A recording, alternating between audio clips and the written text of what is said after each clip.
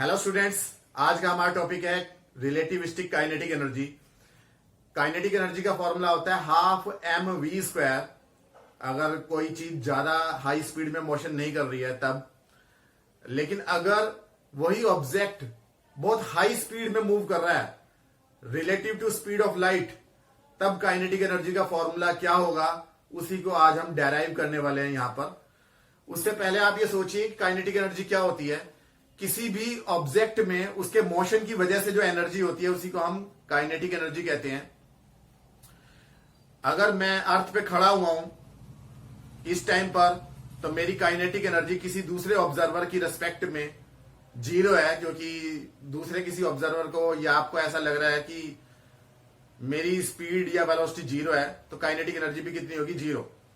लेकिन अगर हम किसी बाहर से देख रहे हैं, किसी डिस्टेंट स्टार से देख रहे हैं, तो हमारी अर्थ के साथ साथ मैं भी मोशन में हूं, तो मेरे पास में काइनेटिक एनर्जी है।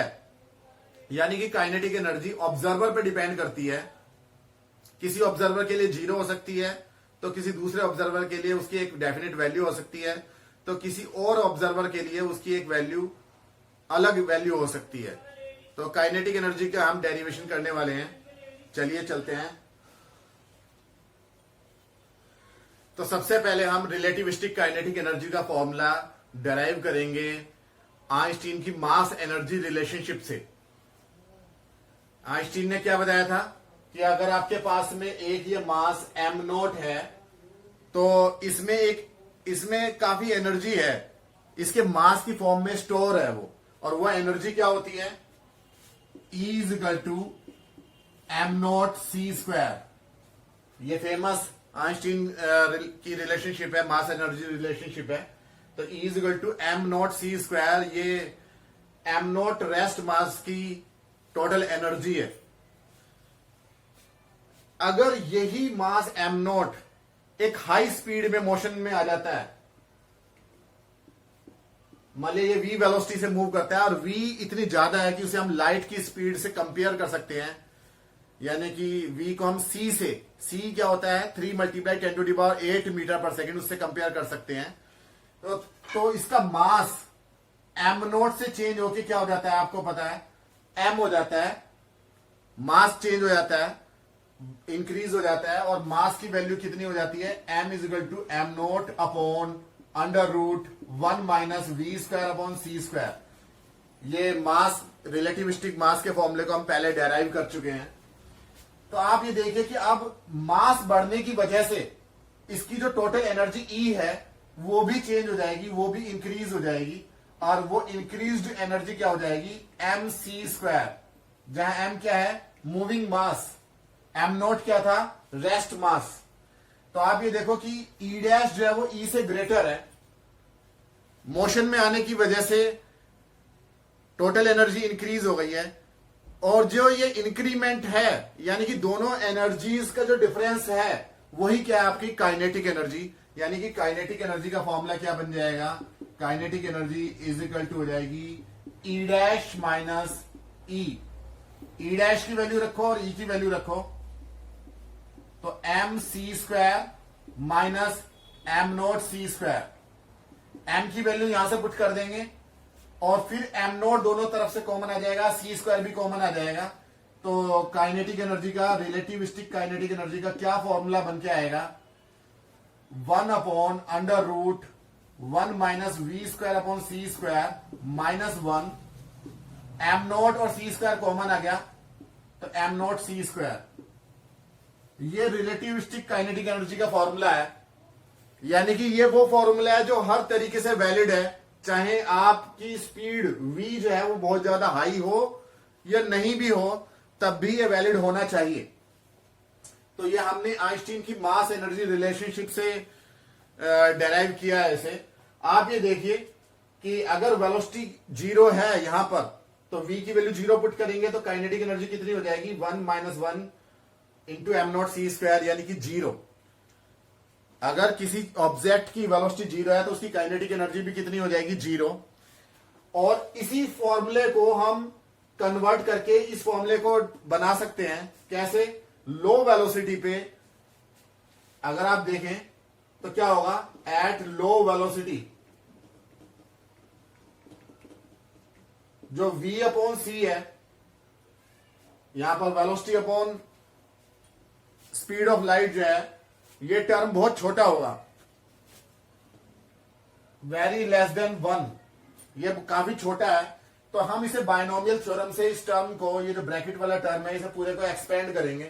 तो एक्सपेंड जब हम करेंगे तो हमारे को क्या मिल जाएगा, काइनेटिक एनर्जी कितनी मिल जाएगी, ये 1 upon under root 1 minus V square upon C square है। अंडर रूट को आप पावर में लिख लेंगे माइनस के 1/2, इस पूरे को ऊपर ले जाके, तो 1 minus V square upon C square की पावर माइनस के 1/2 minus 1 into M not C square. तो इसे जब आप एक्सपेंड करेंगे बाइनोमियल थ्योरम से, तो आप सिर्फ फर्स्ट ऑर्डर टर्म को लेंगे, माइनस के 1/2 को यहां माइनस से मल्टीप्लाई करके वो माइनस माइनस प्लस का 1/2 हो जाएगा, और हाई ऑर्डर टर्म्स को छोड़ देंगे। क्यों छोड़ेंगे, क्योंकि v अपॉन सी की वैल्यू बहुत छोटी है, तो उसके हाई ऑर्डर टर्म्स की वैल्यू और भी छोटी होगी, उसे नेग्लिजिबल मान के छोड़ देंगे एट लो वेलोसिटीज। तो लो वेलोसिटी पे आपको मिल जाएगा 1 plus 1/2 V square upon C square minus 1 into M not C square. 1 से 1 कैंसिल होके आपके पास में आ जाएगा 1/2 V square upon C square multiply M not C square.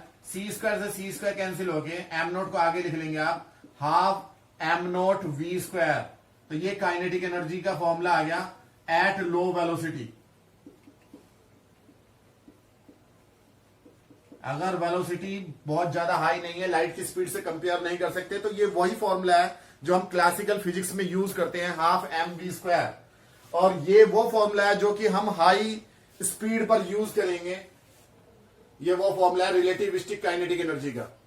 इसे हमने आइंस्टीन की मास एनर्जी रिलेशनशिप से प्रूव किया है, और अभी तक हमने मेरे लेक्चर्स में, जो हमारी सीरीज ऑफ लेक्चर्स चल रही है, उसमें हमने ये फॉर्मूला डेरिव नहीं किया है।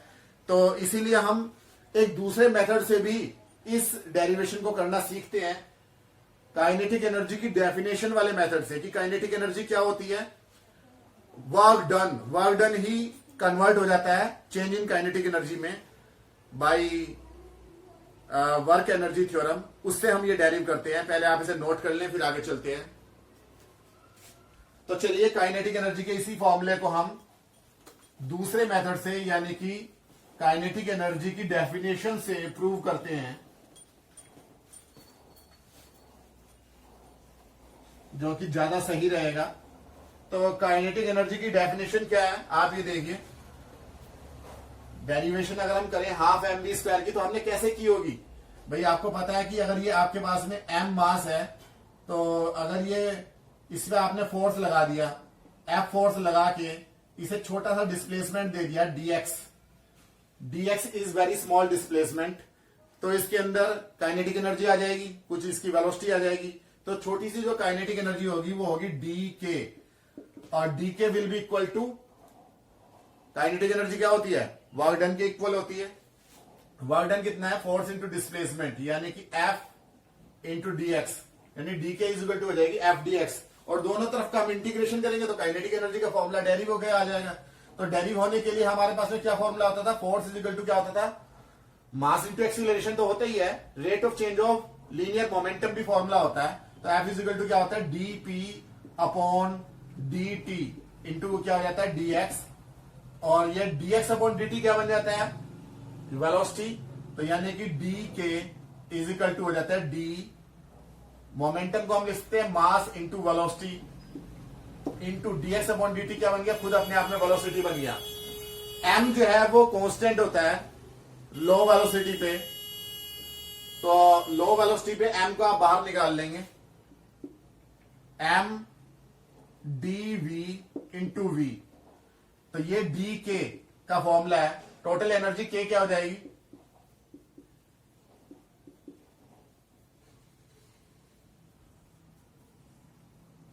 k is equal to integration of dk, यानी कि integration of M V D V. M बाहर आ जाएगा इंटीग्रेशन में से। इंटीग्रेशन की आप लिमिट्स रखेंगे, कहां से कहां तक देख रहे हैं, इनिशियल वेलोसिटी कितनी थी 0, फाइनल वेलोसिटी कितनी हो जाती है v, तो आपको जो है यहाँ पे फॉर्मूला निकल के आ जाएगा एम वी का इंटीग्रेशन होगा वी स्क्वायर अपॉन 2। हम लिमिट्स पुट करेंगे 0 से लेकर वी तक, तो फॉर्मूला डेरिव हो क्या जाता है हाफ एम वी स्क्वायर। तो इस तरीके से आपने लो वेलोसिटी पे काइनेटिक एनर्जी का फॉर्मूला डेरिव करते हैं। बिल्कुल इसी तरीके से हम हाई वेलोसिटी पे भी डेराइव करेंगे। तो बिल्कुल यही मेथड यूज करेंगे, यही डेफिनेशन यूज करेंगे। तो चलिए बिल्कुल इसी मेथड से हम रिलेटिविस्टिक काइनेटिक एनर्जी का फॉर्मूला डेरिव करते हैं। तो रिलेटिविस्टिक काइनेटिक एनर्जी के लिए काफी जगह है यहाँ पे बनानी पड़ेगी बोर्ड पे, मैं थोड़ा सा इसे रफ कर रहा हूं। शुरुआत बिल्कुल वैसे ही होगी जैसे कि आप लो वेलोसिटी पे करते हैं, यानी कि D K is equal to F D X. F की वैल्यू हम क्या लिखते हैं D P upon D T into D X. और यहां पे मोमेंटम क्या हो जाता है हाई वेलोसिटी पे, मोमेंटम होता है D upon D T. Momentum की वैल्यू रखेंगे तो हम रखेंगे M not upon under root 1 minus V square upon C square into V. ये मोमेंटम हो जाता है हाई वेलोसिटी पे। आपको पता है हाई वेलोसिटी पे मास जो है वो चेंज हो जाता है, तो यहां पर मोमेंटम जो है वो उसमें मास की जगह पे हम M not upon under root 1 minus V square upon C square रखेंगे। बाकी सब कुछ वैसे ही चलेगा जैसे पहले चल रहा था, यानी कि इंटू डी एक्स। और D x upon D T क्या हो जाएगा वेलोसिटी हो जाएगा। और एम नॉट क्या है रेस्ट मास है, ये एम नॉट बाहर आ जाएगा। तो एम नॉट बाहर आ गया, D x upon D T क्या बन गया वेलोसिटी। और अब यह आपका रह गया डी किस चीज के ऊपर डिफरेंशिएशन होगा, एक तो वेलोसिटी के ऊपर divided by under root 1 minus V square upon C square. तो ये ब्रैकेट के अंदर रह जाएगा, इसी का डिफरेंशिएशन होना है। तो आप इसी को कैसे लिख सकते हैं, इसे दो टर्म्स में लिख सकते हैं। एक तो ऊपर वाला न्यूमिनेटर v, एक डिनोमिनेटर ना लेके बल्कि इसे मल्टीप्लाई में लिख लो 1 upon under root 1 minus V square upon C square. तो दो चीजों के प्रोडक्ट का डिफरेंशिएशन कैसे होता है उस तरीके से हम कर लेंगे। तो पहले टर्म को छोड़ेंगे यानी कि v को छोड़ देंगे, सेकंड टर्म का डिफरेंशिएशन करेंगे यानी कि d डिफरेंशिएशन करेंगे 1 minus V square upon C square की पावर माइनस के 1/2 का। फिर हम प्लस लगा के इस वाले टर्म को छोड़ देंगे यानी कि 1 upon under root 1 minus V square upon C square को छोड़ देंगे और डिफरेंशिएशन करेंगे v का यानी कि dv। तो हमने दो टर्म्स में कर लिया है, दो की चीजों की मल्टीप्लाई के रूप में हमने इसका डिफरेंशिएशन कर लिया है। तो अब आप इसे बस सॉल्व करना है आपको। डिफरेंशिएशन जब हो जाएगा तो वो डी के आ जाएगा, उसका इंटीग्रेशन करेंगे तो के आ जाएगा और आप देखेंगे बिल्कुल वही वैल्यू आएगी जो कि हमने पहले डेरिव किया है अभी। तो अगर आपको मैथमेटिक्स में थोड़ी सी प्रॉब्लम हो रही है तो मैं आगे इसे लेके चलता हूं। तो M not V into V power minus के 1/2 आगे आ जाएगी, माइनस 1/2 इंटू पावर माइनस 1 और ऐड होएगी तो यहां आ जाएगी माइनस के 3/2 यानी कि नीचे आ जाएगा आपका, या ऐसे ही लिख लो 1 minus V square upon C square की पावर माइनस के 3/2। फिर आप V square upon C square का करेंगे सक्सेसिव डिफरेंशिएशन जैसे होता है आपका। तो माइनस के जब V square upon C square का करेंगे और 1 का करेंगे, 1 का तो 0 ही हो जाएगा। यहां आ जाएगा माइनस का 2v upon C square into D V plus ये वाला टर्म वैसे का वैसे ही 1 upon under root 1 minus V square upon C square into D we.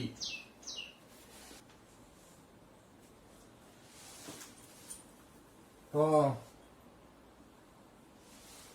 यही आगे क्या बढ़ेगा, ये हो जाएगा D K is equal to M not V, यहां से 1 minus V square upon C square को हम नीचे लिख लेंगे और ये माइनस माइनस क्या हो जाएगा प्लस, ये 2 से 2 कैंसिल हो जाएगा, v की v में मल्टीप्लाई हो जाएगी, V square upon C square बन जाएगा। तो V square upon C square नीचे 1 minus V square upon C square की पावर 3/2। इस V square upon C square को ऊपर ही लिख लें आप, V square upon C square इस तरीके से। ये माइनस माइनस प्लस पहले हो चुका है, 2 भी कैंसिल हो चुका है, ठीक है। यहां से जो डीवी है वो हमने बाहर कॉमन ले लिया, यहां से क्या बचेगा plus 1 upon 1 minus V square upon C square power 1/2। और डी वी आपने बाहर कॉमन ले लिया।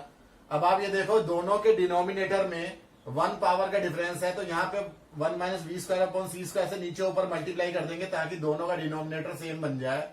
तो ये हो जाएगा D K is equal to M not V square upon C square upon 1 minus V square upon C square की पावर 3/2। ये पूरे का इकट्ठा डिनोमिनेटर आ गया और ऊपर क्या आ गया plus 1 minus V square upon C square. तो V square upon C square से V square upon C square cancel हो जाएगा, यहां बचेगा आपका और साथ में यहां डी वी रह जाएगा। तो डी के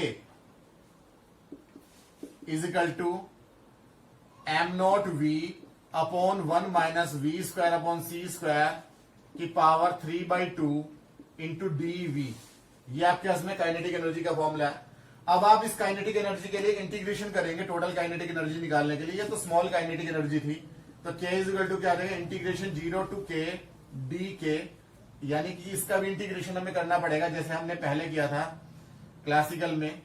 तो आप यहां क्या करेंगे 0 से लेकर कितनी वेलोसिटी तक इंटीग्रेशन करेंगे, फाइनल वेलोसिटी कितनी हो जाती है v वेलोसिटी तक इंटीग्रेट करेंगे। तो यहां पर M not V upon 1 minus V square upon C square की पावर 3/2 इंटू डी वी। बस इंटीग्रेशन करते ही आपको फॉर्मूला डेरिव होके आ जाएगा। अगर आपको इंटीग्रेशन करने में प्रॉब्लम है तो मैं थोड़ा सा आगे इसे लेके चलता हूं। 1 minus V square upon C square को, इस पूरे टर्म को आप क्या ले लो, इसे तो आप इक्वेशन नंबर 1 मान लो और ये वाले टर्म को आप मान लो Z 1 minus V square upon C square is equal to मान लिया जेड स्क्वायर ले लो। बल्कि तो अगर हम दोनों तरफ का डिफरेंशिएशन करेंगे तो 1 का डिफरेंशिएशन 0, v का डिफरेंशिएशन क्या आ जाएगा वी स्क्वायर का माइनस का 2v डी और नीचे का ये सी स्क्वायर इज इक्वल टू हो जाएगा 2z dz। तो 2 से 2 कैंसिल, यहां से आपको मिल जाएगा v dv is equal to C square into Z D Z और ये माइनस उधर चले जाएगा माइनस का। तो ये वैल्यू v dv की हम कहां पुट करेंगे इक्वेशन नंबर 1 में पुट करेंगे। नीचे वाले 1 minus V square upon C square की पावर 3/2 को हम जेड स्क्वायर पुट करेंगे। तो पावर 2 से ये वाला 2 का कैंसिल होकर जेड की पावर 3 आ जाएगा, वो ऊपर जाके जेड की पावर -3 हो जाएगा। उसका इंटीग्रेशन करेंगे, इंटीग्रेशन करके हमारा वही आंसर आएगा जो आना चाहिए। तो आप इसे नोट कर लें और फिर आगे चलते हैं, स्क्रीनशॉट ले लें। तो चलिए इसे सब्स्टिट्यूट करते हैं। यहां पर बोर्ड पे जगह कम है, थोड़ा सा इसे रफ कर देते हैं। तो जब आप इसे सब्स्टिट्यूट करेंगे 1 minus V square upon C square की जगह जेड स्क्वायर, तो आपको काइनेटिक एनर्जी कितनी मिल जाएगी k is equal to integration ऊपर जो है v dv की जगह आपने क्या लिख दिया माइनस सी स्क्वायर जेड डी जेड और एम नोट ये है ही है।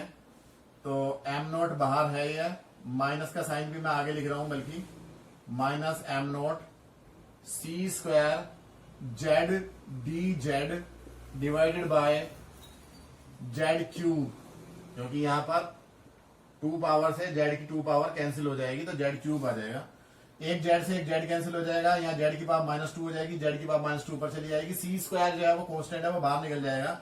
तो काइनेटिक एनर्जी का फॉर्मूला आ जाएगा minus M not C square integration Z की पावर -2 डी जेड। यहां पर इंटीग्रेशन की लिमिट्स भी देखनी है।